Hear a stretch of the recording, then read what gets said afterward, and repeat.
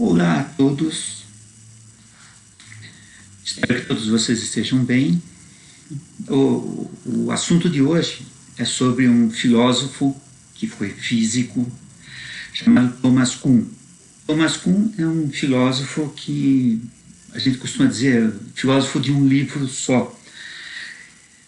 Ele escreveu um livro que é um ensaio científico chamado A Estrutura das Revoluções Científicas. É um livro que demorou, né? É um ensaio que demorou, uma obra que demorou 15 anos para ser completada. Se vocês adentrarem aí qualquer biblioteca universitária, normalmente vocês vão encontrar um grande número de livros, né?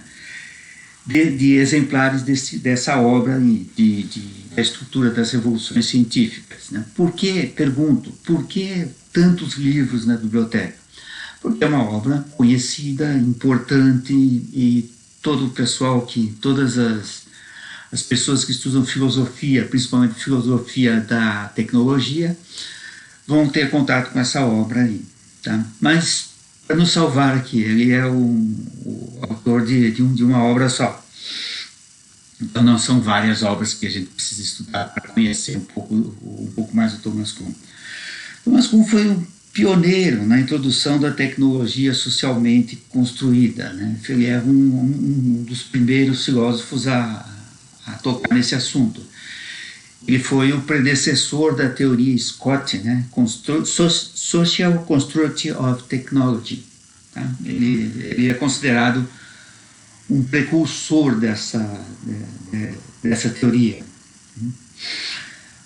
Alguns dados do Thomas Kuhn: ele nasceu em 1922, né? Ele se formou em física na Harvard, ele lecionou uma disciplina de ciências sociais para alunos de ciências humanas, né? Então ele ensinava ciências para não cientistas.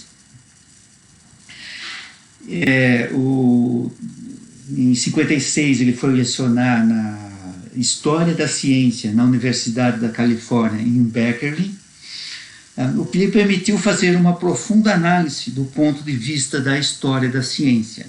Então, ele era um físico, né, que foi ensinar o pessoal lá das ciências sociais sobre a história da tecnologia. Né? Isso deu para ele a inspiração suficiente, né, e os meios suficientes para ele escrever essa obra, né, que levou 15 anos para ser terminado. Thomas Kuhn faleceu em 1996, né, nos deixou acometido de um câncer. E então tá feita aí a apresentação do Thomas Kuhn. O livro dele, né, o ensaio que ele fez, né, a teoria das revoluções científicas, estrutura das revoluções científicas, né, é composta de 12 capítulos e uma breve introdução aqui. Eu pedi para que vocês lessem, no mínimo, a introdução. O ideal seria que vocês lessem o livro todo, mas a gente sabe que é muita coisa você ler 250 páginas de um ensaio, né? Mas pelo menos a introdução, tenho certeza que todos vocês leram. Tá?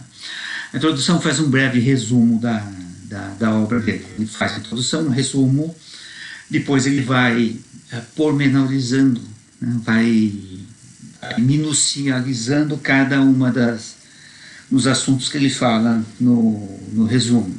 Né. Ele começa falando sobre livros e manuais na introdução.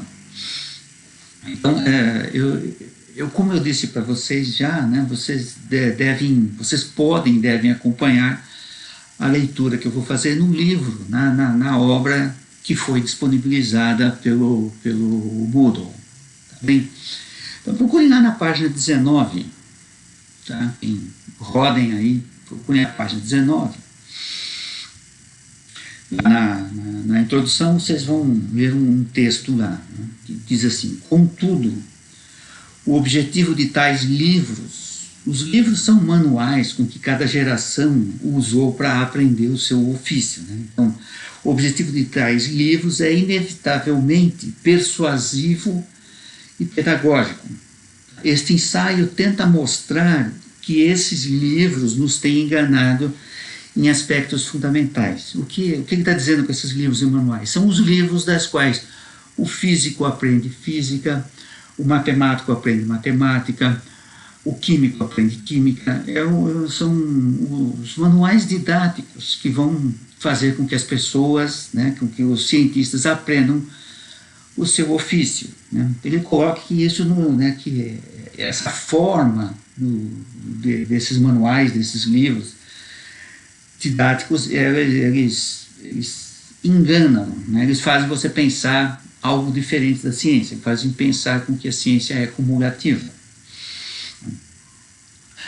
Aí, ainda lá na página 20, você tem escrito: com igual regularidade, os mesmos livros têm sido interpretados como se afirmassem que os métodos científicos são simplesmente aqueles ilustrados pelas técnicas de manutenção empregadas na coleta de dados, juntamente com as operações lógicas utilizadas ao relacionar esses dados às generalizações teóricas desses manuais.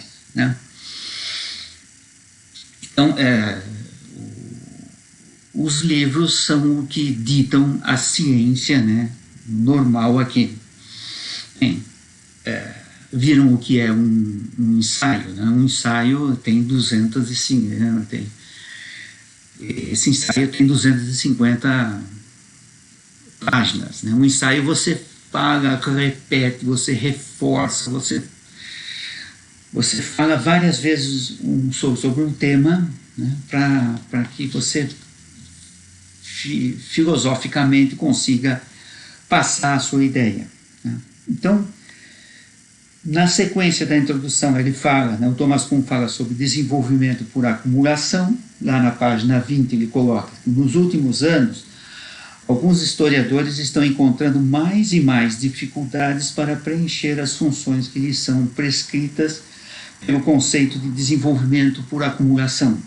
Tá? Talvez a ciência não desenvolva por acumulação de descobertas e invenções individuais. Pessoal, isso daqui é uma colocação bastante forte, né, que vem quebrar todo o positivismo. Né?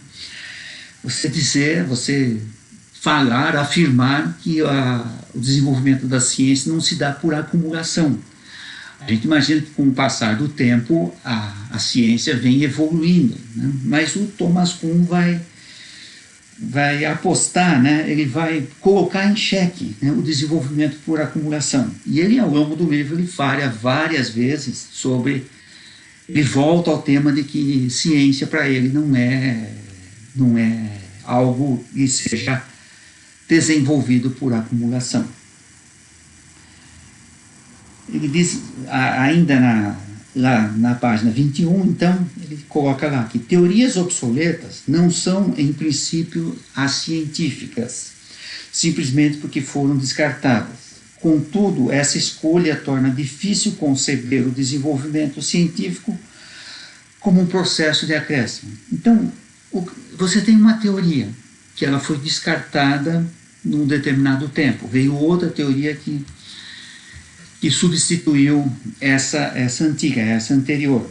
Essa teoria anterior, ela foi descartada, né? Ela não passou a ser científica simplesmente porque ela foi descartada. Né? Então, se a teoria é descartada, ela não pode ser cumulativa. Eu tinha uma teoria, ela foi descartada. Veio uma nova teoria. Essa nova teoria está substituindo a outra. Ela não está melhorando a teoria que foi descartada. Tá? Ela está mudando, alterando profundamente, né, trazendo um novo conceito, uma nova concepção, uma teoria científica com uma nova concepção da antiga. Então, por não ser uma mudança, uma alteração da teoria científica antiga, ela não pode ser considerada cumulativa. Seria meio ilógico. Né? Então, isso daí foi algo que o Thomas Kuhn percebeu, tá? E ele coloca na obra dele esse cheque aí ao desenvolvimento por acumulação das teorias científicas, né? Então, o desenvolvimento científico, né, não é um processo de acréscimo. O que mais que ele fala na introdução? Ele fala agora sobre o conceito de incomensurabilidade, né, que é algo que não tem medida em comum uma com a outra. Isso é o que quer dizer incomensurabilidade. Não é, são teorias incomensuráveis. Tá? O que diferenciou, né, ali na página 23, né, vocês podem acompanhar no livro que foi disponibilizado no portal do Moodle, né? Vocês têm lá na página 23, o que diferenciou essas várias escolas não foi um ou outro insucesso do método. Todas elas eram científicas, né? Mas aquilo que chamaremos de incomensurabilidade e suas maneiras de ver o mundo e nele praticar a ciência. Então, ele está dizendo que todas as teorias científicas, elas eram científicas, né? Até não serem mais. Por que elas... E o que acontece quando você tem duas teorias diferentes, né? Elas são incomensuráveis entre si. Eu não consigo comparar uma com a outra, né? Eu não tenho medidas comuns de uma teoria com uma segunda, uma terceira teoria. Cada teoria, ela é incomparável, ela não pode ser... Ela é diferente, né? Dizendo assim, de maneira bem resumida, né? Mas que ele fala na página 23. A observação e a experiência podem e devem restringir drasticamente a extensão das crenças admissíveis, porque, de outro modo, não haveria ciência. Mas elas não podem, por si só, determinar um conjunto específico de semelhantes crenças. O que ele quer dizer aí? Quer dizer que as crenças, a teoria científica vigente num determinado período, ela restringe os meios de pensar, né? Ela cria regras, ela cria portões, barreiras para que você possa praticar a ciência dentro daquela teoria. Tá? Então, ela restringe drasticamente a extensão das crenças admissíveis. Isso é uma das observações, né? Uma outra observação aqui, nesse escrito do Thomas Kuhn, né? Não determinar um conjunto específico de semelhantes crenças. Então, não deve haver duas teorias, duas crenças, ao mesmo tempo, para explicar um fenômeno científico, né? Um fenômeno de ciências exatas ou ciências naturais, ele tem que ter apenas uma teoria que lhe explica naquele momento. Então, isso ele fala sobre a incomensurabilidade dessas teorias. Tá? Na sequência, lá na página 24, o Thomas Kuhn vai falar na introdução, fazer uma breve introdução do que é ciência normal. Né? Ciências normal, atividade na qual a maioria dos cientistas emprega inevitavelmente quase todo o seu tempo. É baseada no pressuposto de que a comunidade científica sabe como o mundo é. Então, o que é ciência normal? É aquele que você tem uma teoria científica, que naquele momento ela é aceita por toda a comunidade científica, e é ela que dita as regras de explicação das coisas. Né? Nesse momento, ela tem um aspecto meio positivista. Né? Você consegue, por experimentos, né, conseguir dados, né, com uma teoria positivista para ser que explica esses dados das suas experiências. Né? Esse período aí é dito ciência normal. Em outras ocasiões, lá na página 24 ainda, né, em outras ocasiões, uma peça de equipamento. O que é essa peça de equipamento? É um dispositivo tecnológico ou um artefato tecnológico projetada e construída para fins de pesquisa normal não funciona segundo a maneira antecipada. Então você cria lá um dispositivo tecnológico, né, que ele começa, né, esse dispositivo tecnológico começa a ver coisas nas experiências que não eram vistas antes, né, porque esse dispositivo tecnológico permite você ver além do que você via, né? Imagine você via você fazia estudos a olho nu e de repente você tem lá um telescópio, um microscópio para você analisar, né? A utilização do microscópio muda a forma de você ver, né? Ela vai achar coisas que o paradigma não consegue explicar mais, tá? Então, revelando uma anomalia que não pode ser ajustada às expectativas promocionais, não obstante os aspectos repetidos. Então, é o momento, né, que a ciência normal não consegue explicar algum fenômeno, não consegue explicar em função, talvez, de novos dispositivos, de novos artefatos tecnológicos. Na introdução ainda, lá na página 24, ele fala sobre revoluções científicas, ele passa o conceito do que é revolução científica, e lá na página 24 você tem. E quando isso ocorre, né, quando ocorrem as anomalias, né, isto é, quando os membros da profissão não podem mais esquivar-se das anomalias que subvertem a tradição existente na prática científica, então começam as investigações extraordinárias que finalmente conduzem a profissão a um novo conjunto de compromissos.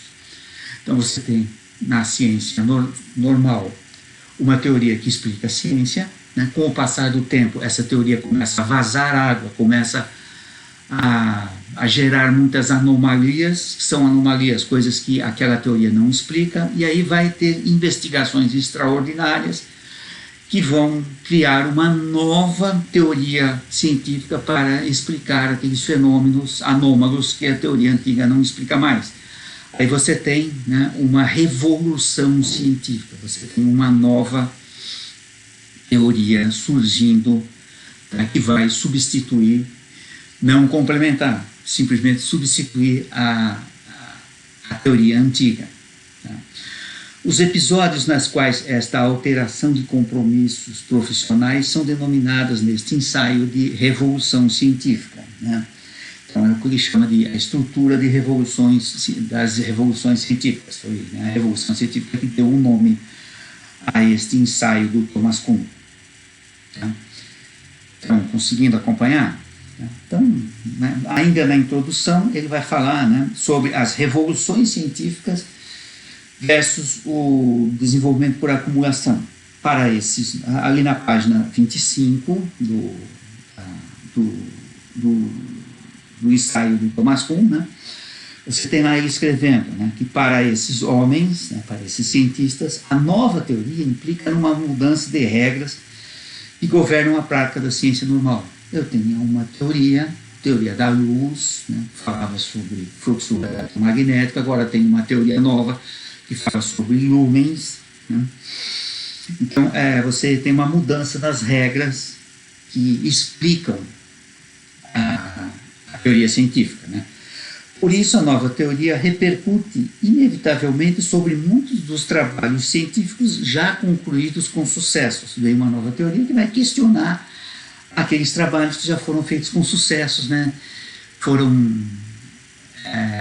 publicados em revistas A1, então, né, toda essa coisa aí da publicação científica, né, e vem uma nova teoria, né, colocando aquilo por água abaixo. Então, ainda na página 25, né, é por isso que uma nova teoria, por mais particular que seja seu âmbito de aplicação, nunca ou quase nunca é um mero implemento ao que já é conhecido. Então, de novo, aqui o Thomas Kuhn bate nessa tecla que teoria científica não é feita por acumulação. Tá? Se uma teoria é substituída radicalmente por outra, né, e ela passa a ser acientífica, né, o conhecimento não foi desenvolvido por acumulação. Tá? Ele seria desenvolvido por acumulação se ele fosse uma mudança na teoria antiga, mas não, é uma nova teoria com novos conceitos, com nova estrutura, com novas regras. Tá? Então, com isso, ele coloca de novo, né, que a ciência não é feita por acumulação. Então, você tem lá na ciência normal, você tem o contexto da justificação, você tem a ciência normal, né, justificando o que acontece, explicando o que acontece nas experiências científicas, e você tem o conceito da descoberta, né, na ciência normal. Então fica lá, contexto da descoberta é durante o período de revolução científica, e o contexto da justificação acontece durante o período de ciência normal. Então nós temos aqui dois períodos, período de ciência normal e período da revolução científica, né? Então é na revolução científica que realmente a ciência passa a ser construída, passa a ser desenvolvida. Durante a ciência normal, você não tem desenvolvimento da ciência, para ser franco aqui. Aí, nós terminando esse capítulo de introdução, começa o capítulo 1. O capítulo 1, o capítulo todo tenta explicar o conceito de paradigma, tá? que é algo que a ciência, que a evolução científica vai trazer. Então, o que é um paradigma? Né?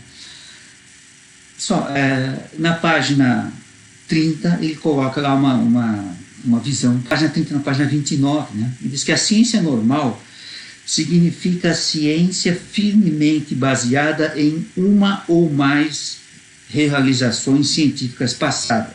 Né? Puderam fazer isso, né? Quer dizer, esse conceito aceito aí, né? Porque partilhavam duas características essenciais. Suas realizações foram suficientemente sem precedentes para atrair um grupo duradouro de partidários, afastando-os de outras formas de atividade científica dissimilares. Então, o que ele quer dizer com isso daí? Né? Thomas Kuhn quer dizer que a nova teoria, né, tem conteúdo suficiente para atrair o interesse da comunidade científica. Então, são duas coisas que essa nova teoria precisa ter para que ela seja considerada um novo paradigma em substituição ao antigo paradigma. Ela precisa ter um conteúdo suficiente bom, tem que ser uma boa teoria para atrair o interesse da comunidade científica, né? E isso faz com que essa comunidade científica deixe de perseguir outros paradigmas concorrentes.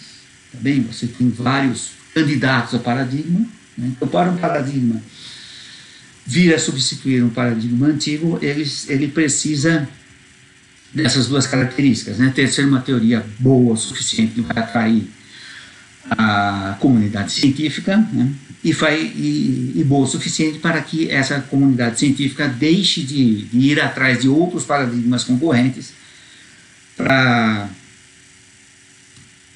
serem propostas de uma nova teoria, né?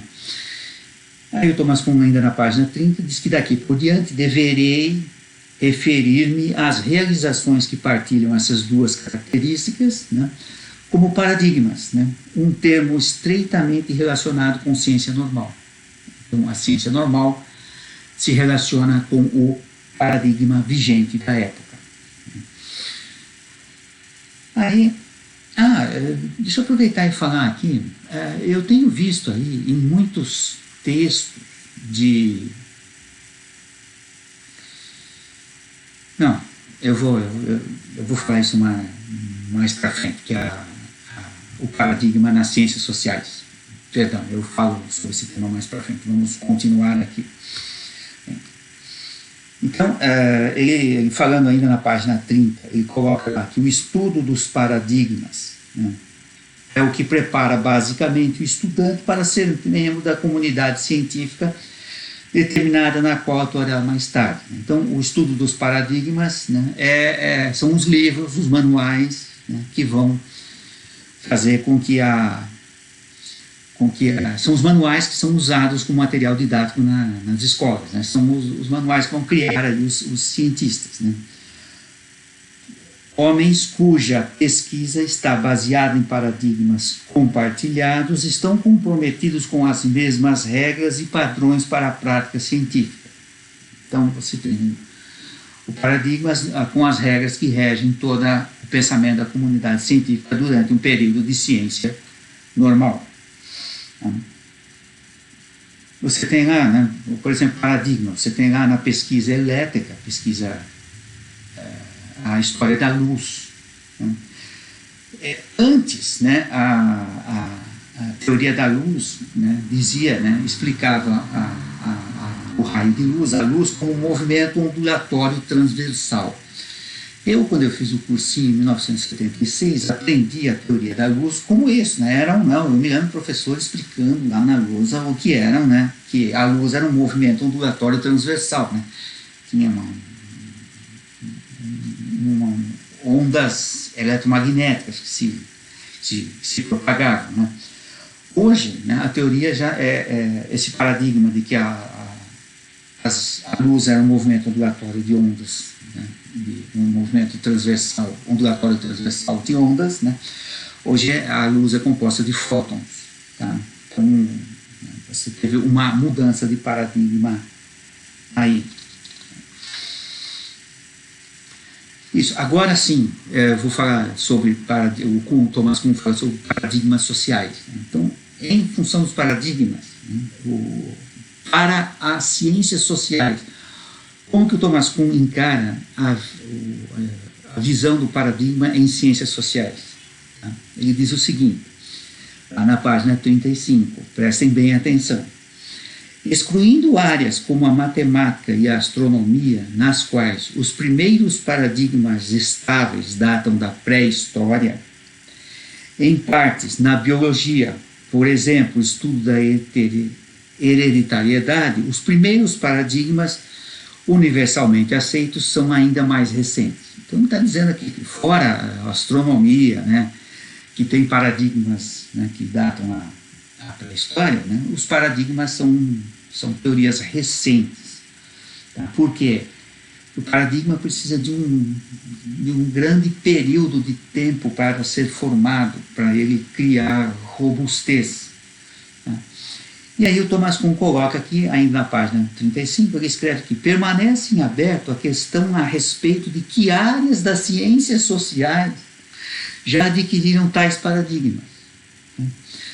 A história sugere que a estrada para um consenso estável na pesquisa da ciência social é extraordinariamente árdua. Tá? Então, o que ele está dizendo aqui? Que na ciência social parece, né, que as ciências sociais ainda não atingiram esse status, assim, de paradigma. Tá? Além do que, nas ciências exatas, nas ciências naturais, você precisa ter apenas, é necessário que exista unicamente um único paradigma para você que possa explicar um determinado fenômeno científico. Já nas ciências sociais, você pode ter várias teorias, ou seja, vários paradigmas para explicar um único fenômeno. Então, você tem um paradigma que vê sobre o ponto de vista tal, sobre a visão tal, sobre a perspectiva tal, sobre a luz sobre a luz de tal teoria, né? Então, isso daí faz com que Thomas Kuhn deixe de lado paradigmas nas ciências sociais. Tudo que nós vamos ver aqui, que nós estamos vendo, vamos ver nesse ensaio, nessa obra Thomas Kuhn, é válido, né, somente para ciências exatas, ciências naturais. Não é válido para ciências sociais. Então, não existe o termo paradigma nas ciências sociais. E a gente encontra muitos artigos de administração, tá, que colocam lá, né, que o paradigma tal, quebrou-se o paradigma de tal teoria das ciências sociais, tal. E colocam ainda o Thomas Kuhn como referência, né, nas referências bibliográficas, coloca lá Thomas Kuhn, né, a estrutura das revoluções científicas, tal. Pessoal, evitem fazer isso, tá? O Thomas Kuhn jamais, né, ele até, ao longo da obra dele, até alfineta um pouquinho as ciências sociais. Né? Lembra-se, ele era físico, né? Ele era das exatas. Tá? Então, fica claro que evitem usar indistintamente, né? Usar muito o termo paradigma em ciências sociais. Né? De preferência, evitem. mas que ele fala aqui no capítulo 1. Lá na página 38, ele escreve lá: para ser aceita como paradigma, uma teoria deve parecer melhor que as suas competidoras. Mas não precisa, e de fato isso nunca acontece, explicar todos os fatos com os quais pode ser confrontada. O paradigma ele já nasce com certas restrições, né, com certas falhas, quando o paradigma é recém-introduzido, ele é novo, ele traz uma série de coisas que ele não consegue explicar a respeito do fenômeno. Né? Isso daí, essas explicações, supõe-se que o paradigma vai passar a explicar com o passar do tempo, com o trabalho de cientistas nas ciências normais, né? Eles vão lapidar, vão aprofundar o paradigma e vão encontrar respostas que o paradigma, no início de sua introdução, não consegue explicar. Então é normal que o paradigma jamais vai explicar tudo. Né? Não existe um paradigma que explique totalmente as ciências. Não existe uma teoria científica que explique tudo. Né? Sempre vai ter alguma coisa a ser explicada. Tanto que o paradigma ele tem, de certa forma, um tempo limitado, né? Até que outra explicação, outra teoria científica surja e substitua aquele paradigma anterior. Ainda na página 39, né, o Thomas Kuhn escreve lá, né, que o desaparecimento do paradigma anterior é causado pela sua conversão de seus adeptos a um novo paradigma. Mas sempre existem alguns que se aferram a uma ou outra das concepções mais antigas. Né? Então, esse pessoal que não quer mudar, não quer aceitar um novo paradigma, eles são simplesmente excluídos da profissão e os seus trabalhos são ignorados. Né? O Thomas Kuhn, né, no início da página 40, ele coloca lá, né, daí eles viram filósofos, né? Vão ensinar filosofia nos departamentos de ciências sociais, né? E dá uma alfinetada aqui, mais uma alfinetada no paradigma nas ciências sociais. E mais que ele fala aqui lá na página 40, né, que nas ciências, a criação de publicações especializadas, a fundação de sociedades de especialistas e a reivindicação de um lugar especial nos currículos de estudos têm geralmente estado associadas com o momento em que um grupo aceita pela primeira vez um paradigma único. Então, o que ele quer dizer aqui? Que existem, né, diversas disputas, né? Existem disputa entre as diversas comunidades científicas. Cada comunidade científica quer que o seu paradigma venha a substituir um paradigma anterior. Tá? E, às vezes, né, o paradigma que vence essa disputa aí, esse paradigma, ele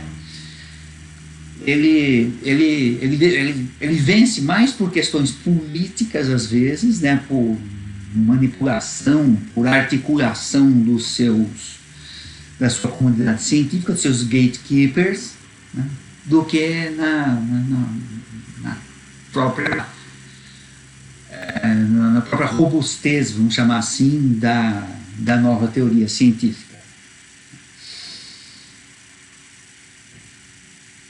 Então, existem disputas para os novos paradigmas, né? E o capítulo 1, né, que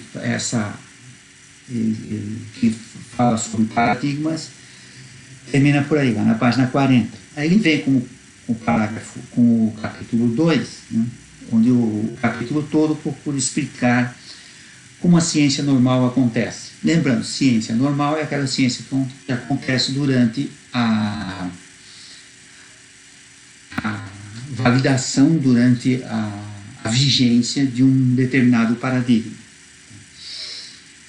Então, um paradigma recém-aceito, né, que está no seu início. Vamos lá na página 43, pessoal. Vamos lá, deixar vocês virarem a telinha ali. Página 46. Em algum lugar da página 46 está escrito lá aqui: se o paradigma representa um trabalho que foi completado de uma vez por todas, que outros problemas deixa para serem resolvidos pelo grupo por ele unificado. Então, mais uma vez, né, o paradigma novo, ele não explica tudo. Ele vai ter algumas coisas que vão ter que ser explicadas pelo aprimoramento desse paradigma, né, que está começando agora. Né. A ciência normal consiste na atualização desta promessa, né, atualização que se obtém, ampliando-se o conhecimento daqueles fatos que o paradigma apresenta como particularmente relevantes, aumentando-se a correlação entre esses fatos e as predições do paradigma e articulando-se ainda mais o próprio paradigma. O que ele quer dizer aqui? Essa promessa de atualização de um paradigma novo, né, a promessa de que ele vai resolver as pontas soltas deixadas pelo paradigma recém-aceito. Então o paradigma já entra com várias coisas a serem acertadas, né, e vai caber à comunidade científica que aceitou esse paradigma resolvê-las. Né. Pessoal, percebam que durante este período aí que você está melhorando um determinado paradigma, né, você até pode dizer que nesse período aí da ciência normal está havendo, acontece sim, né, o conhecimento cumulativo. Então a melhoria de um paradigma não deixa de ser um acontecimento que acontece de maneira onde você vai adicionando, você vai acrescentando, né? Você vai aprimorando o paradigma e vai fazendo com que a ciência seja conduzida de forma cumulativa. Então a ciência cumulativa acontece sim durante o acontecimento da ciência normal, durante a vigência de um determinado paradigma. A maioria dos cientistas, lá na página 44, né, está escrito lá que a maioria dos cientistas, durante sua carreira, ocupa-se, né, das operações de acabamento, tá? O que eles chamam de ciência normal. Então, o aprimoramento de o aprimoramento de um determinado paradigma é o que acontece durante a ciência normal. E na página 44, né, você tem dito lá que a ciência normal não tem como objetivo trazer à tona novas espécies de fenômeno. Tá? Na verdade, aqueles que não se ajustam aos limites do paradigma frequentemente não são nem vistos. Então, se tem algum fenômeno que não consiga ser explicado pelo paradigma vigente, né, frequentemente ele não é nem visto, você deixa para lá. Os cientistas deixam para lá, né? O que o paradigma não explica é ignorado, pelo menos no início, né? Com o passar do tempo, não, isso daí vai sendo acumulado, né? Vão acontecendo anomalias, mais anomalias, e aí fica impossível de você conviver com tanta anomalia. Mas quando as anomalias são iniciais, que são poucas, né, você consegue viver com um paradigma de forma... você pode conviver porque as anomalias são em pouco número. Mas que ele fala, lá na página 45, estas restrições nascidas na confiança do paradigma revelam-se essenciais para o desenvolvimento da ciência. Os paradigmas forçam os cientistas a investigar alguma parcela da natureza com profundidade e detalhamento que de outro modo seria inimaginável, né? Então a ciência normal trabalha o aprimoramento do paradigma, tá? Então é por isso que a ciência existe, né? O trabalho do cientista é fazer com que as coisas se encaixem nas regras de um determinado paradigma. Mas que ele fala aqui no capítulo 2, né, que ele continua falando da ciência normal, né? Lá na página 45, ele diz que a ciência normal possui um mecanismo interno que assegura o relaxamento das restrições que limitam a pesquisa, toda vez que o paradigma do qual derivam deixa de funcionar efetivamente. Nessa altura, os cientistas começam a comportar-se de maneira diferente e a natureza dos problemas de pesquisa mudam.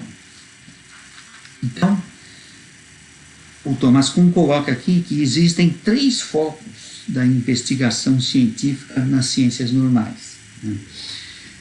Penso que existem 3 focos, isso está na página 46, gente. Penso que existem 3 focos normais para a ciência científica dos fatos e que elas são nem sempre e permanentemente distintas. Quer dizer, esses 3 focos aqui, eles não acontecem distintamente, eles podem acontecer conjuntamente aqui, e às vezes não tem como você distinguir um do outro, né, onde termina um, onde começa o outro. Né. Em primeiro lugar, tá, é quando o paradigma resolve o problema científico. Tá. Em primeiro lugar, temos a classe de fatos, né, que o paradigma se mostrou particularmente reveladora das coisas.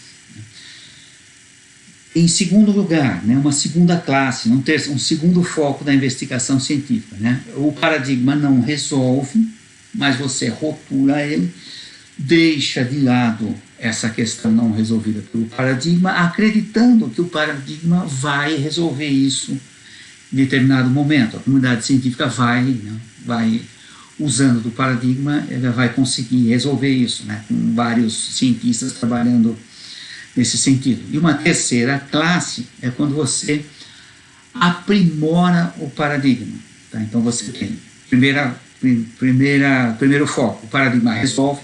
Segundo, algumas coisas do paradigma não resolve, você deixa de lado. E uma terceira é quando você altera esse paradigma, você enriquece esse paradigma. Tá? Não é um novo paradigma. Estamos em ciências normais ainda, né? Na ciência normal. É o paradigma melhorado, é o mesmo paradigma. As regras não mudam tão drasticamente a ponto de ser um novo paradigma. Né? Então você tem, no terceiro foco aqui, que você aprimora o paradigma. E assim as coisas vão acontecendo. Esses 3 focos aí fazem com que o paradigma vá existindo e sendo utilizado até aquele momento. Lá na página 55, quando é 48 para 55, ainda no capítulo 2, né, falando das 3 classes de problemas, né, eles dizem que, né, o Thomas Kuhn escreve que o trabalho orientado por um paradigma só pode ser conduzido dessa maneira. Abandonar o paradigma é deixar de praticar a ciência. Então, a ciência, né, as teorias, a ciência precisa ter uma teoria, a ciência precisa ter um paradigma. Eu já falei, sem um paradigma, sem uma teoria que oriente ciência, né, a comunidade científica não consegue praticar a ciência. Né, são palavras do Thomas Kuhn.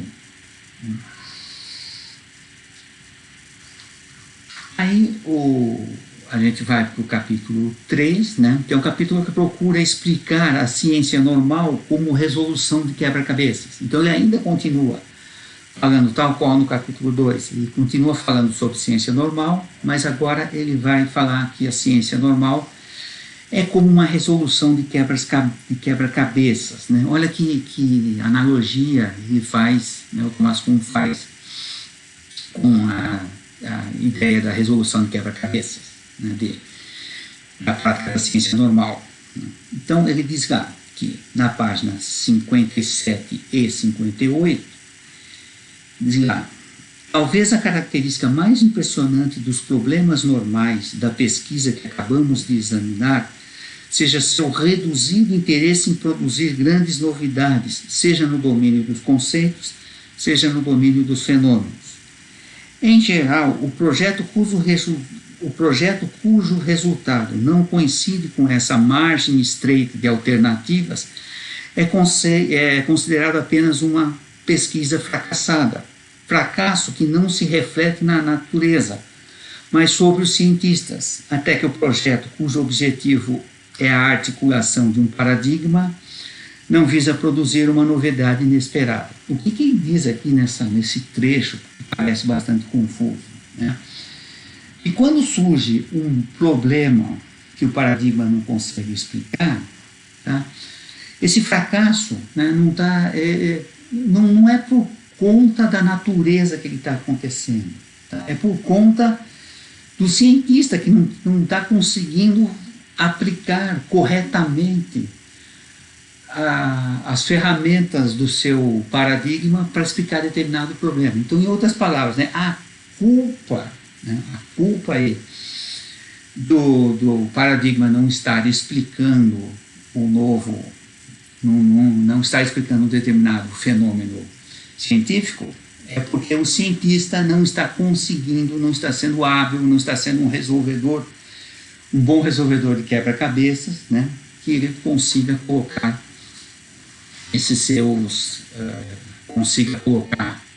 né, nas regras do paradigma.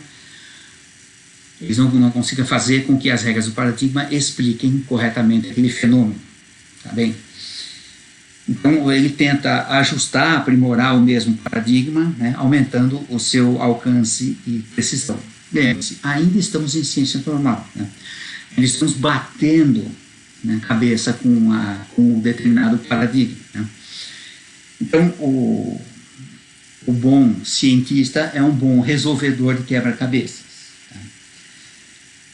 Então, assim, né, lá na página 60, né, se você for lá na página 60, você vai encontrar lá um trechinho que diz assim: assim, um paradigma pode até mesmo afastar uma comunidade daqueles problemas sociais relevantes que não são redutíveis à forma de quebra-cabeças, pois não podem ser enunciados nos termos compatíveis com os instrumentos e conceitos proporcionados pelo paradigma. Né? Para isso, né, de novo, o Thomas Kuhn está colocando aqui, né, que não existem paradigmas nas ciências sociais, porque nas ciências sociais você não consegue reduzir uma determinada teoria de ciências sociais, né, em um jogo de quebra-cabeças. Isso não acontece nas ciências sociais. Mais uma vez, o Thomas Kuhn coloca aqui que a teoria, né, os paradigmas não são úteis para as ciências sociais. Para ser classificado, ainda na página 61, para ser classificado como quebra-cabeças, não basta um problema possuir uma solução assegurada. Deve obedecer regras que limitam tanto a natureza das soluções aceitáveis como os passos necessários para obtê-las. Em outras palavras, o paradigma amarra bastante a ciência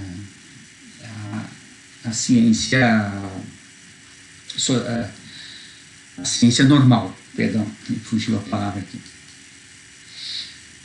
Então, solucionar o jogo de quebra, ali na página 61, né, solucionar o jogo de quebra-cabeça não é simplesmente montar um quadro. Para que isso aconteça, todas as peças devem ser utilizadas. Né? O lado liso deve estar para cima e as entrelaçadas de tal modo que não fiquem espaços vazios. Tá? Então, mais um detalhe aqui. Então, a ciência normal é como resolução de quebra-cabeças e tem os paradigmas que têm as suas regras que precisam ser seguidas, tá bem? Então, ele, no capítulo 3, ele falou aqui sobre a ciência normal na alusão de resolvedor de quebra-cabeças, né? Quem pratica, o cientista que pratica a ciência normal, ele nada mais é segundo com um resolvedor de quebra-cabeças, tá bem? E agora, né, entra o capítulo 4, que vai tentar explicar aqui a prioridade dos paradigmas, né? O porquê os paradigmas ficaram, né, são tão importantes para a ciência. Então, na verdade, é preciso que exista um paradigma, né, para que a ciência possa acontecer. Então, por isso que ele é prioridade. Né? Então, lá na página 68, tem um dizer lá, uma parte escrita, que diz o seguinte, né, algumas das generalizações que ele, o paradigma, emprega para descrever as crenças comuns da comunidade não apresentarão problemas. Outras, contudo, inclusive algumas das utilizadas acima como ilustração, parecerão um pouco forçadas, né, enunciadas dessa maneira ou qualquer maneira que o historiador possa imaginar, teriam sido rejeitadas quase certamente por alguns membros do grupo que ele estuda. Não obstante, se a coerência da tradição de pesquisa deve ser entendida em termos de regras, é necessário determinar um terreno comum na área correspondente. Tá? Então, o que está dizendo quando é necessário determinar um terreno comum na área correspondente? É que precisa haver um paradigma. Falando ainda sobre as prioridades dos paradigmas, né? Lá na página 70, né? Viram mais para frente, né? Roda a telinha aí do computador. Então, vamos lá, na página 70. Os cientistas trabalham a partir de modelos adquiridos através da educação ou da literatura que são expostos subsequentemente, muitas vezes sem conhecer ou precisar conhecer quais características que proporcionaram o status de paradigmas comunitários a esses modelos. Então, o que ele quer dizer aqui? Que os cientistas usam paradigmas que eles aprenderam na escola. Tá? E eles não sabem a origem desses paradigmas, eles simplesmente dado o paradigma, é dada a receita de bolo, tá? E eles, né, eles têm prioridade, né? Eles aprenderam mediante essa teoria, eles vão usar essa teoria quase que sem questionar. Tá bem? Então, essa vem a prioridade dos paradigmas. Por que os paradigmas são tão prioritários, tão importantes? Né?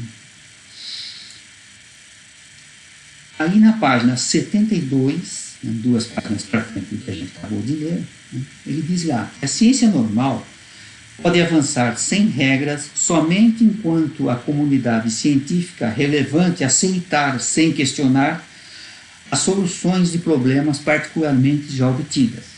Por consequente, as regras deveriam assumir a importância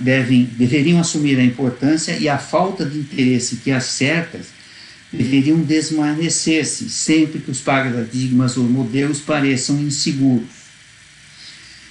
É realmente isso que acontece. O período, né, é exatamente isso que acontece. O período pré-paradigmático, em particular, é regularmente marcado por debates frequentes e profundos a respeito dos métodos e problemas e padrões de solução legítimos. Embora esses debates sirvam mais para definir a escola do que para produzir um acordo. O que ele quer dizer aqui? Ele está querendo dizer o seguinte, que quando o paradigma vai ficando mais antigo, vai sendo mais estudado, começa o período pré-paradigmático. É quando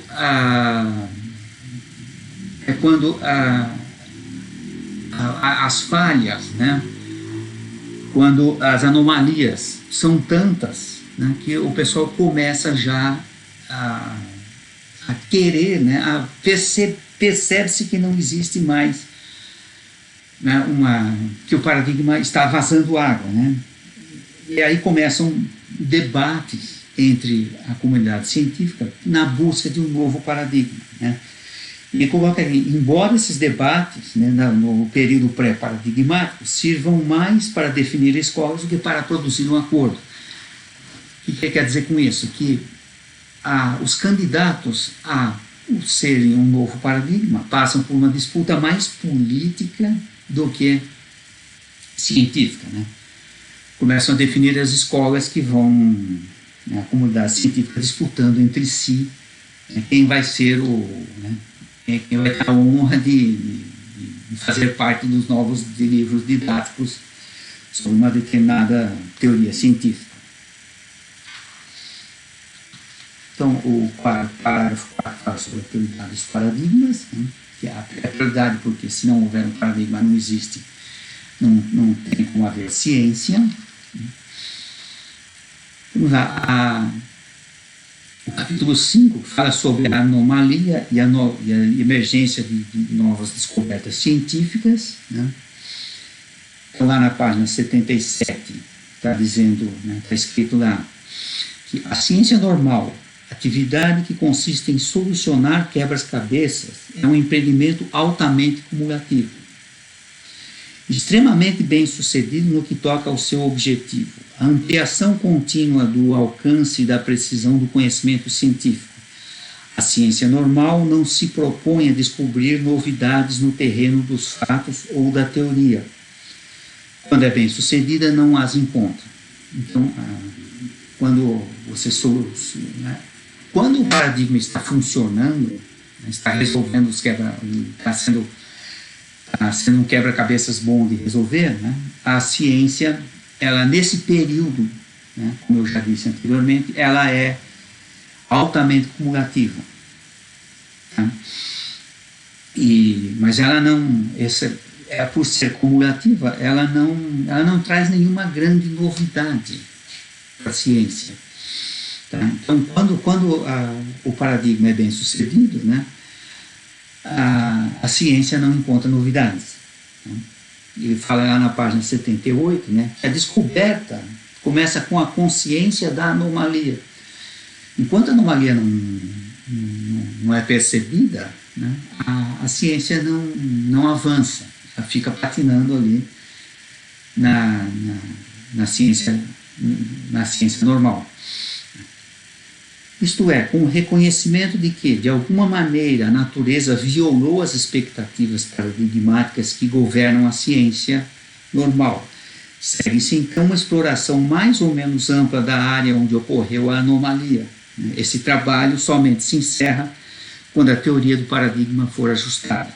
Então, ainda, né, a anomalia, quando ela começa a aparecer, você vai tentar ajustar o mesmo paradigma para que ele consiga, né? Você vai ampliar esse paradigma de maneira a explicar de maneira que ele passe a explicar essa anomalia. Mas ainda estou na ciência normal, estou aprimorando um paradigma que já existe. Mas que fala na página 88. Tanto nos períodos pré-paradigmáticos, como durante as crises que conduzem às mudanças em grande escala do paradigma, os cientistas costumam desenvolver muitas teorias especulativas e desarticuladas, capazes de iniciar o caminho para novas descobertas. Então, quando o paradigma está no final, quando está vazando água pelas anomalias, né, está entrando no período pré-paradigmático, novas teorias começam a surgir. Ali na página 89, né, ele diz que as características de uma nova descoberta incluem a consciência prévia da anomalia, a emergência gradual e simultânea de um reconhecimento, tanto no plano conceitual como no plano da observação e a consequente mudança das características e procedimentos paradigmáticos, muitas vezes acompanhadas por resistência. Então, o que ele quer dizer aqui? Que novas teorias começam a surgirem, aí, começam a aparecerem, né, e muitas vezes são acompanhadas por resistência. Tá? Como é que ele coloca, né, o Thomas Kuhn, ele vai falar aqui das anomalias e da emergência das descobertas científicas. Ele vai usar aqui o exemplo das cartas anômalas.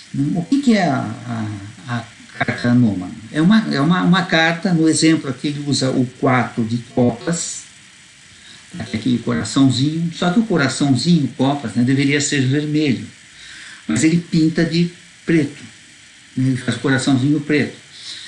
E durante os testes de reconhecimento de cartas, né, ele vai, né, pedindo para que os candidatos lá, que as pessoas vão dizendo que carta que está sendo apresentada para eles, né, esse 4 de copas, né, ele ou ele é visto como 4 de copas, apesar dele ser uma carta anômala, a copa estar pintada de preto, a pessoa não conhece, ou ela vai dizer que é 4 de copas, mesmo estando pintado de preto, ou a pintura de preto vai fazer com que ela confunda com 4 de espadas, né, que é uma cor preta.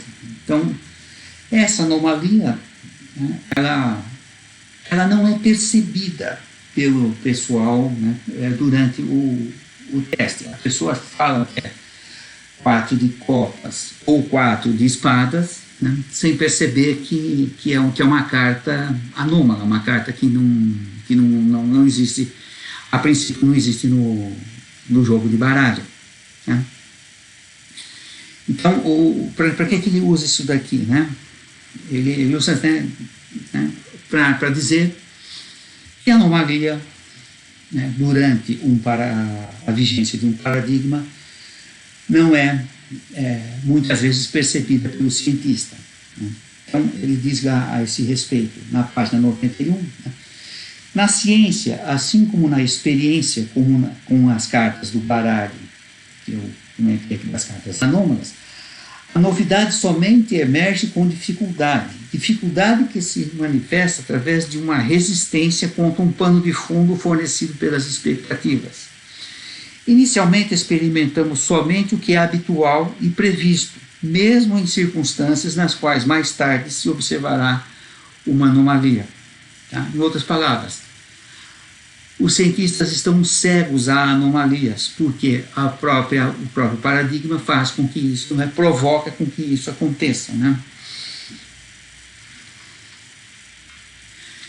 Aí, depois do capítulo 5, ele vai para o capítulo 6, né, que é um capítulo que fala sobre as crises e as emergências das teorias científicas. Então, percebam, ele está gradativamente indo, né, até a Revolução Científica. Então, crises e emergência de teoria científica. Né?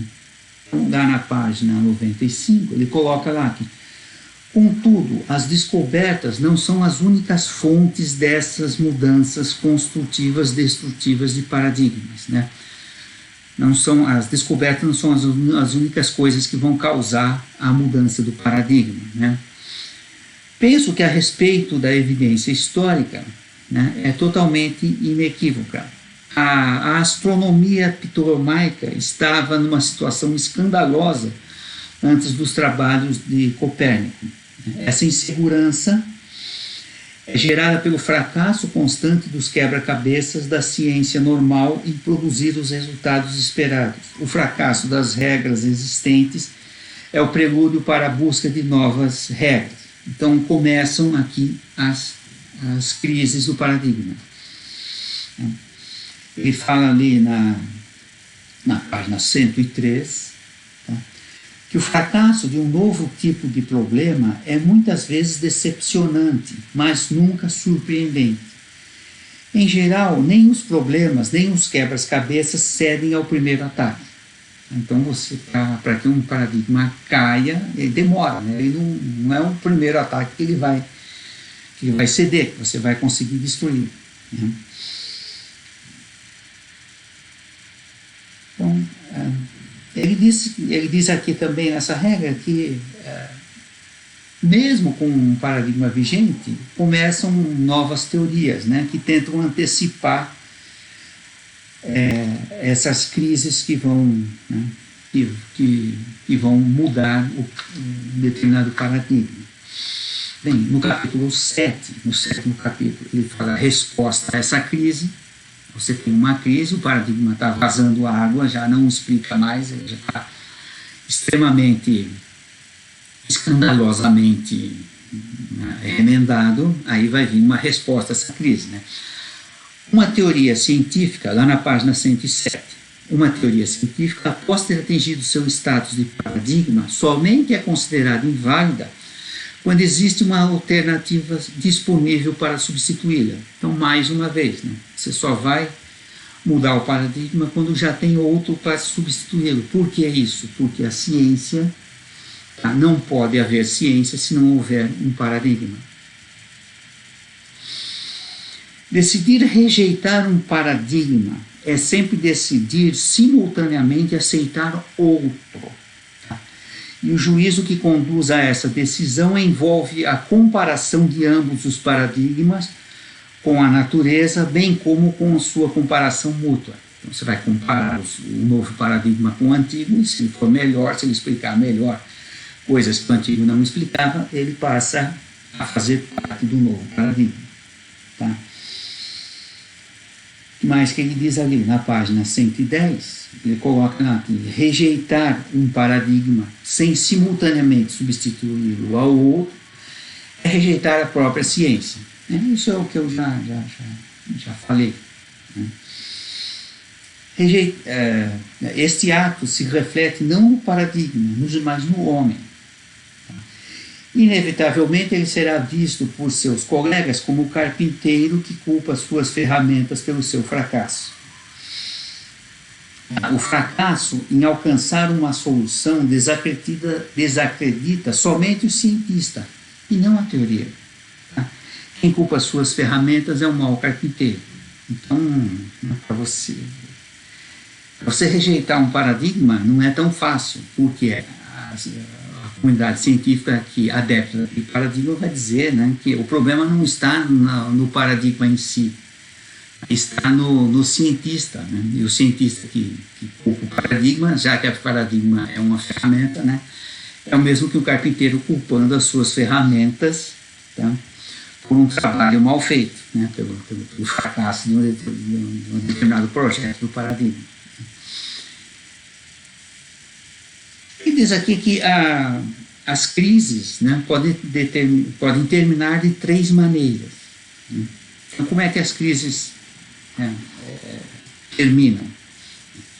Então, a primeira forma, lá na página 115, algumas vezes a ciência normal acaba revelando-se capaz de tratar o problema que provocou a crise, apesar do desespero daqueles que o viam como o fim do paradigma existente.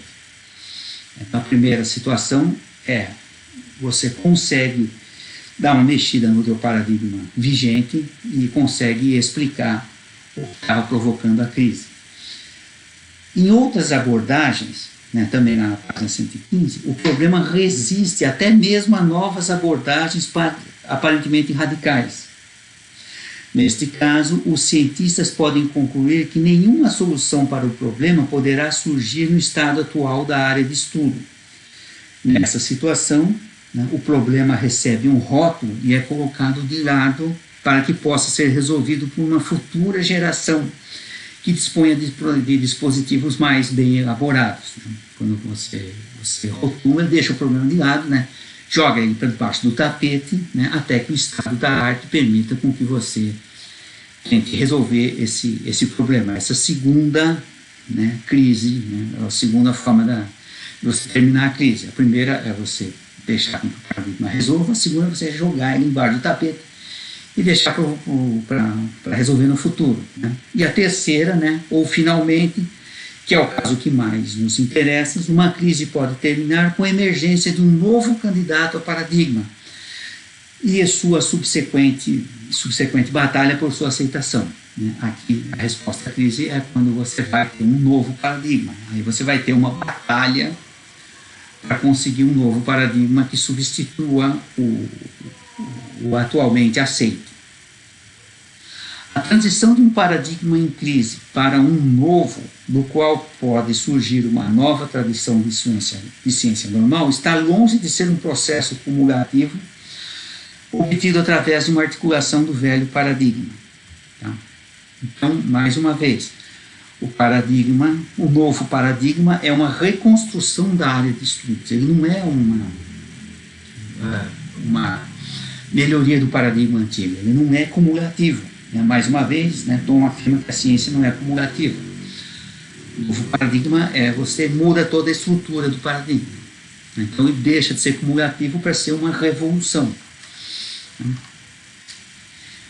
Ele diz lá na página 119, né, que creio que é sobretudo nos períodos de crises reconhecidas que os cientistas se voltam para a análise filosófica como um meio para resolver as charadas de sua área de estudos. Então,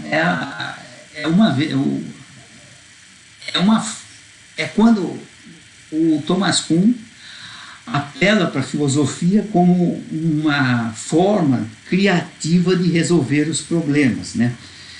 Em geral, os cientistas não precisam ou nem mesmo desejam ser filósofos, tá? Mas, tá? O Thomas Kuhn coloca aqui que para você resolver para você criar um paradigma novo, você pode lançar mão de uma análise filosófica. Tá? E mais que ele diz de como os novos paradigmas podem surgir. Né? Ele diz lá na página 122 uma parte bastante interessante. Né? Ao invés disto, o novo paradigma, ou uma indicação suficiente para permitir uma posterior articulação, emerge repentinamente, algumas vezes no meio da noite, na mente de um homem profundamente imerso na crise. Qual seja a natureza desse estágio final que o indivíduo inventa, ou descobre que inventou uma nova maneira de ordenar os dados, já agora coletados na sua totalidade, permanecerá inescrutinável, né? E é possível que assim seja permanentemente. O que ele está dizendo aqui? Né? Que um novo paradigma pode surgir repentinamente num start, né? num rompante de criatividade de um determinado cientista. Tá?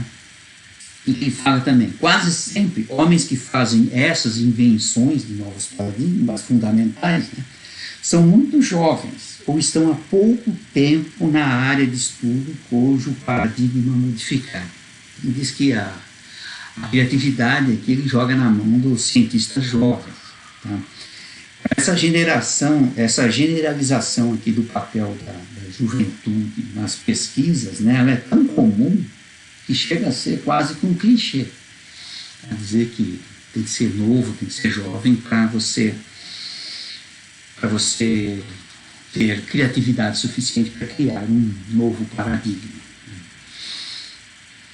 Então, é o capítulo 7, né, que fala sobre respostas à crise, dá início ao capítulo 8, onde fala das revoluções científicas. Né? Então, por que ele chama de revolução científica? Esse período em que a revolução científica é quando um novo paradigma vai aparecer para substituir um antigo paradigma. Né? Por que ele chama? Né? Por que chamar de revolução esta mudança de paradigma? Lá na página 25, ele diz que face às grandes e essenciais diferenças que separam o desenvolvimento político do científico, né, esse paralelismo poderá justificar a ciência que se encontra as revoluções em ambos. Na verdade, ele está perguntando aqui, né, o Thomas Kuhn está justificando porque ele chamou essa mudança de paradigma como revolução, né, já que revolução, né, já que a ciência, né, o Thomas Kuhn não concebe a influência da política na ciência. Tá? Mas ele usa o tema revolução, aqui tem um cunho meio político, né, porque é na verdadeira, né, tal como uma escolha entre duas instituições políticas em competição, né, da mesma forma que as instituições políticas brigam entre si numa competição, a escolha entre paradigmas em competição demonstra ser uma escolha de modos incompatíveis de vida comunitária. Então ele diz que, da mesma forma que a política briga entre si, né, a revolução científica também tem uma certa política e uma briga entre comunidades científicas diferentes. Tá, ok?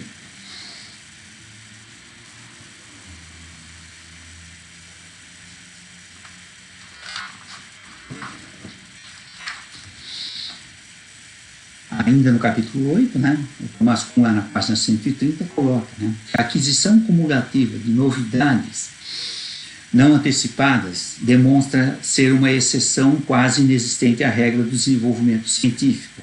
Aquele que leva a sério o fato histórico deve suspeitar da ciência, não tende ao ideal sugerido pela imagem, temos seu caráter cumulativo. Né? Talvez seja uma espécie de empreendimento. Né? Mais uma vez aqui, Thomas Kuhn afirma que a ciência não pode ser cumulativa. Né? A pesquisa normal, que é cumulativa, deve ser o sucesso, a habilidade dos cientistas para selecionar regularmente fenômenos conceituais, instrumentais semelhantes às já existentes. Então aqui mais uma vez ele fala sobre o caráter cumulativo das ciências, da ciência normal e o caráter não acumulativo da ciência, da revolução científica. Tá? Então, no capítulo 8 também, lá na página 131, ele vai dizer que existem, em princípios, 3 tipos de fenômenos. né? O primeiro, né, é quando o paradigma resolve o problema. O segundo é quando acredita-se que o paradigma vai resolver o problema. E o terceiro tipo de o terceiro tipo de fenômeno é quando acontece a revolução científica, né, em que um novo paradigma surge, né? Apenas esse tipo de fenômeno de um novo paradigma é que faz surgir novas teorias, né? Ainda no capítulo 8, ele vai falar sobre a incomensurabilidade desses paradigmas, né? Então, consequentemente, lá na página 138, consequentemente, a recepção de um novo paradigma requer com frequência uma redefinição da ciência correspondente. A tradição científica normal que emerge de uma revolução científica não é somente incompatível, mas muitas vezes verdadeiramente incomensurável. Tá? Então, ele fala aqui novamente sobre a incomensurabilidade dos paradigmas, que significa que um paradigma não é igual ao outro, não tem como se comparar. Ele fala, aí ele passa para o capítulo 9, para o 9º capítulo, que fala sobre as revoluções científicas como mudanças na concepção do mundo. O que seriam as revoluções científicas? São mudanças, né, formas diferentes de ver o mundo. Então ele diz lá na página 147, guiados por um novo paradigma, os cientistas adotam novos instrumentos e orientam seu olhar em novas direções. É como se a comunidade profissional, a comunidade acadêmica, né, tivesse subitamente transportada para um novo planeta, onde os objetos familiares são vistos sob uma luz diferente. Eles apregoam objetos desconhecidos. Então, o que o Thomas Kuhn quis dizer nesse capítulo aqui, nesse trecho aqui da página 147? Que o paradigma, a realidade, a parte científica, a parte do mundo, ela é a mesma, ela só é vista, né? O mundo é visto sob um novo olhar. Tá? Seria como quando eu mostrei aqui antes da aula, né? Lá na página 150, vocês podem observar, lá tem uma figura do pato coelho. Então, se eu olhar essa figura da forma, né, de uma determinada forma, ela vai aparecer a cabecinha de um coelho. Se eu olhar de outro lado, né, numa outra visão, ela vai aparecer a cabeça de um pato, né, é a tal da figura pato-coelho. Né. O que Thomas Kuhn quis dizer com isso daí? Né? Que a forma de você enxergar a natureza, o cientista enxerga de uma forma diferente. Né? Então, aquilo que o homem vê depende da forma com que ele olha. Né? Ele vai falar aqui também do mundo visto com uns óculos que invertem, tá? Tudo de cabeça para baixo. Né? Você tem um óculos feito que você enxerga as coisas de cabeça para baixo. Quando você enxerga as coisas de cabeça para baixo, depois de um certo tempo, você começa a enxergar o mundo de uma forma diferente. Tá? Ele coloca assim que os novos paradigmas são novas formas de ver, de enxergar o mundo. Né? Muda a concepção com que o mundo era visto. Bem, eu me lembro de uma história de um professor meu que chegou na sala, na época em que se usava o mapa mundi. Era um mapa de cartolina, assim, com duas tabuinhas que você colocava na lousa para explicar lá alguma coisa que você quisesse sobre o mundo e tal. E o professor chegou, se fez de distraído, né, e colocou o mapa mundi de cabeça para baixo.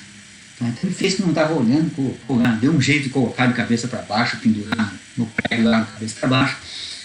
E o pessoal, na hora, disse: professor, está de cabeça para baixo, está de cabeça para baixo.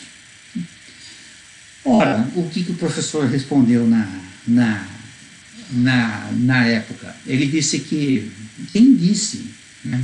Quem foi que disse que o mundo tem lado de cima e lado de baixo? Por que o mundo em cima é o hemisfério norte, embaixo, você tem a parte mais desenvolvida em cima e a menos desenvolvida, coincidentemente, na parte de baixo do mapa, né? Tem que virar para mostrar, né, o mundo, né, que não existe um conceito, né? Depende da forma com que você encara, depende da forma com que você vê. Então, as revoluções científicas, né, são esse tipo de coisa, né? São, né, embora o mundo não mude com uma mudança de paradigma, né, depois que o cientista trabalha né, depois dela, né, depois do novo paradigma, o cientista trabalha num mundo diferente. Essa é a forma com que o Thomas Kuhn coloca, né, faz das revoluções científicas, né. Então, nesse caso, né, quando vem uma nova revolução científica, né, os cientistas falam frequentemente de vendas que caem dos olhos, de uma iluminação repentina. De repente, ele passou a enxergar algo que ele não conseguia ver, né? É o pato que agora enxerga como um coelho, né? Então, isso daí são uma mudança, uma verdadeira mudança de concepção do mundo. Ele fala aqui, né, contrariando o positivismo, né, mas a experiência, lá na página 164, né, mas a experiência dos sentidos é fixa ou neutra? Serão as teorias simples interpretações humanas de determinados dados? A perspectiva epistemológica, mais frequentemente, né, diz que, né, durante vários séculos, né, impõe um sim, né, que realmente, né, serão as teorias simples interpretações humanas de determinados dados.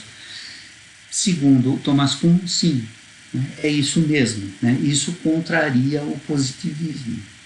Tá? O positivismo, você tem lá uma maneira real de você ver o mundo, né? O Thomas Kuhn aqui já está dizendo que a experiência, né, as teorias científicas, né, são simplesmente formas do ser humano enxergar o mundo, né? Ela já está dando um passo aqui para a construção social da ciência. São maneiras de você ver o mundo, que a ciência seria, né, socialmente construída, né? Tanto o Thomas Kuhn é dito como o filósofo pioneiro da integração da sociedade na construção da ciência. Ele vai dizer aqui, lá na página 165, 165, né, que não existe uma linguagem de observação pura, né, não existem objetos puros. Todos os objetos estão, de certa forma, maculados pela interpretação do ser humano de cada objeto. Não existe ciência pura, não existe a ciência separada do sentimento humano, da visão, da concepção, da forma do ser humano enxergar, da forma do homem enxergar a realidade. Ele diz que a realidade, ela, de certa forma, ela não existe. Ela é a forma com que você encara, que a humanidade encara a realidade. Então não existiria, segundo essas novas teorias a partir de Thomas Kuhn, a realidade não existe de forma separada do ser humano. Okay? Mais uma vez, ele diz aqui que a investigação, né, na página 166, ele dá mais uma alfinetada nas ciências sociais, né? Ele diz que a investigação filosófica ainda não forneceu nem sequer uma pista do que poderia ser uma linguagem capaz de realizar tal tarefa, né? De explicar a realidade. Diz que a investigação filosófica não consegue explicar a realidade, né? Fica só no campo das suposições, né? No campo tateando lá, mas ela ainda conseguiu fazer com que, né, ter uma explicação do que é de seria a realidade fora da cabeça do ser humano. Tá? Aí no capítulo 10 ele vai falar sobre a invisibilidade das revoluções, né? Ele diz que essas revoluções científicas são invisíveis, né? Ela é invisível porque ela precisa de uma fonte autorizada que disfarça sistematicamente, né, a mudança do paradigma, né? Mas que ele fala aqui, né, que deste modo, lá na página 177, os manuais começam truncando a compreensão do cientista a respeito da história da sua própria disciplina e elimina, e em seguida fornecem um substituto para aquilo que eliminaram. Né? O que quer dizer aqui? Que você não percebe as revoluções científicas, as pessoas não percebiam porque os livros, né, a fonte autorizada, que são os livros didáticos, são escritos de tal forma que eles fazem, né, dar a entender que a ciência foi de forma cumulativa e tornam invisíveis, né, essas revoluções que quebram bruscamente a teoria científica que vai ser utilizada nos materiais didáticos aqui. O que mais que ele fala aqui? No capítulo 11, ele vai falar sobre a resolução das revoluções, né? Que é a revolução a resolução das revoluções, né, assemelha-se mais ao enxadrista que, confrontado com um problema estabelecido tendo à sua frente o tabuleiro, tenta vários movimentos alternativos em busca de uma solução, né? Na verdade, eles testam a si mesmo e não as regras do jogo. O que faz com que as resoluções sejam invisíveis, então, o que corrobora com que as revoluções científicas sejam, de certa forma, invisíveis, né? Elas incorporam comumente grande parte do vocabulário Então, quando você muda de um paradigma para outro, normalmente você preserva as palavras, né, o vocabulário do paradigma anterior. Isso faz com que a impressão que o paradigma anterior continuou existindo, que foi uma acumulação de conhecimento. O mais que a gente tem aqui? Que ele coloca algo bastante interessante aqui, né, na página 194. Ele fala sobre a resistência, né, que a antiga geração dá aos novos paradigmas, né. A resistência de toda uma vida, especialmente por parte daqueles cujas barreiras produtivas comprometeram-nos a uma tradição mais antiga da ciência normal, não é uma violação aos padrões científicos, mas um índice da própria natureza da pesquisa científica. Embora algumas vezes seja necessária uma geração para que a mudança se realize. As comunidades científicas seguidamente têm sido convertidas a novos paradigmas. Uma nova verdade científica não triunfa convencendo seus oponentes e fazendo que vejam a luz, mas porque seus oponentes finalmente morrem. Uma nova geração cresce familiarizada com um novo paradigma. Então, o Thomas Kuhn diz que é difícil você quebrar um paradigma, você substituir um paradigma por outro, né? Que os opositores precisam, de certa forma, falecerem, né? Deixarem o mundo morrerem, né? Para que o novo paradigma tenha seu efeito, né? Vá substituir o paradigma antigo. Tá bem? Então, pessoal, o que eu tinha para dizer sobre o Thomas Kuhn é isso daí. Me desculpem, aí foi 1h20 gravando, então espero que eu tenha contribuído aí com